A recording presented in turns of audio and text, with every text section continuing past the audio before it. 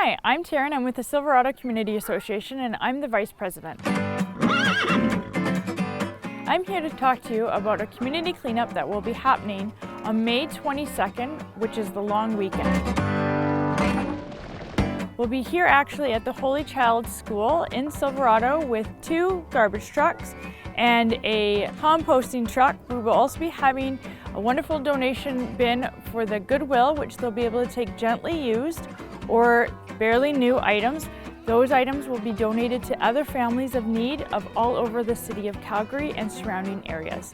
We encourage you to come out and drop off your items that you're no longer needing and items that need to be put into the bin. It saves your trip out to the dump and also the fee that goes along with that. We would be wanting to have extra volunteers to be able to help out and be able to use their muscles to unload items in and out of people's vehicles and into the donation bin truck.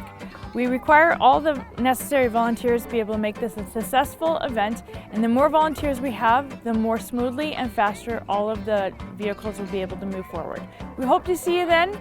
You do not need to be an SCA member to be able to use the facilities. It is open to everyone in the community across the city of Calgary. Come become a member with the Silverado Community Association by either visiting our website or our Facebook page.